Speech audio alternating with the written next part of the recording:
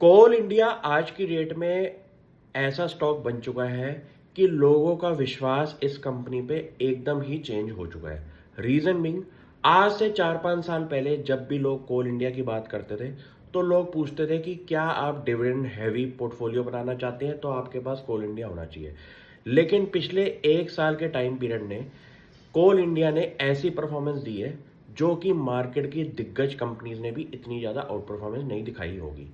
Company की balance sheet पे एक तो नेट कैश होने की वजह से कंपनी की डिविडेंड पे आउट रेशियो तो बरकरार है पिछले कुछ सालों के साथ की।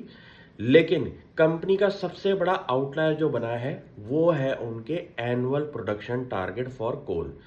कंपनी ने ये बोला है कि उनका 2026 तक 1 बिलियन टन कैपेसिटी हो जाएगी कोल की, जो कि आज की डेट में इस साल का टारगेट है 780 टन का। और उसके लिए कंपनी ने 80,000 करोड़ का केपेक्स भी अनाउंस किया हुआ है, जिसको कंपनी ने ये बोला है कि अगले 5 साल के टाइम पीरियड में उनको इतना केपेक्स तो करना पड़ेगा अपनी प्रोडक्शन को इंक्रीज करने के लिए। कोल इंडिया एक ऐसी कंपनी है जिसने जब आईपीओ आया था तो उसके बाद शेयर प्राइस परफॉर्मेंस नेगेटिव के आसपास रही थी इस कंपनी की कुछ साल के टाइम पीरियड तक। फिर कंपनी ने अपनी प्रेजेंटेशन के अंदर ये बोलना शुरू किया कि उनका डिविडेंड पे आउट जो है वो अच्छा खासा बनता है। तो लोगों का जो पोर्टफोलियो अलाइनमेंट थी वो थी कि डिविडेंड हैवी जिसको अपना पोर्टफोलियो बनाना था तो उनकी प्रेफरेंस रहती थी कोल इंडिया की। लेकिन प्रॉब्लम वहाँ ये थी कि डिविडेंड हैवी होने की वजह से कंपनी का शेयर प्राइस के अंदर हमेशा कुछ ना कुछ नेगेटिव परफॉर्मेंस रही थी और हमेशा निफ्टी की आउट परफॉर्मेंस से काफ़ी दूर था ये स्टॉक। लेकिन 1 साल के टाइम पीरियड में इस कंपनी ने ये प्रूव कर दिया है कि इंडिया की मोनोपोलिस्टिक सिचुएशन को देख के जो कोल इंडिया बिजनेस कर रहा है उसकी रिक्वायरमेंट अगले 20-25 साल तक तो रहनी है। क्योंकि एक रिसर्च रिपोर्ट के हिसाब से उन्होंने ये बोला है कि इंडिया का लीडिंग एनर्जी प्रोड्यूसर जो कोल इंडिया है उसका 2040 तक मोनोपोली रहेगी इस टारगेट को लेके।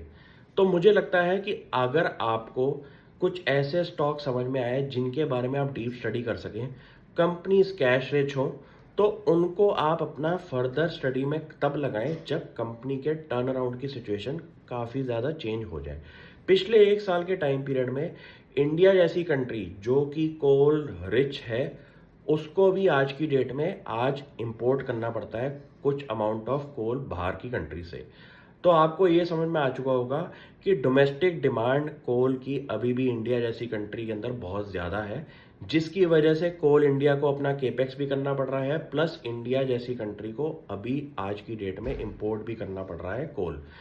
तो इस सिचुएशन को समझ के आपको ये समझ में आ गया कि रिक्वायरमेंट आपकी ग्रीन एनर्जी रिसोर्सेज की तो है ही, प्लस साथ में जो ट्रेडिशनल रिसोर्सेज हैं उनकी भी डिमांड आने वाले कुछ साल में बढ़ती हुई दिखाई दे रही है।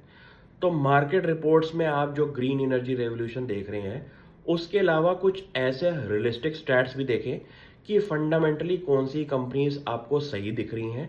क्योंकि कोल इंडिया की अगर आप बैलेंस शीट में कैश देखेंगे, मार्केट कैप देखेंगे, डिविडेंड पे आउट देखेंगे तो ये चीज़ें कंपनी की अभी भी ग्रेड 1 है और कंपनी ने प्रॉफिटेबिलिटी भी अपनी इंटैक्ट और इंक्रीज दिखाई है। फ्यूचर में जब प्रोडक्शन टारगेट अपने अचीव हो जाएंगे तो मुझे लगता है कि कंपनी का रेवेन्यू ड्राइवर भी इंक्रीज होता हुआ दिखाई देगा। प्लस कंपनी ने एग्रेसिवली अपना ग्रीन पोर्टफोलियो भी इंक्रीज करने की बात करी है। ये स्टॉक आप भी खुद स्टडी करें और मुझे बताएं कोई क्वेश्चन हो तो।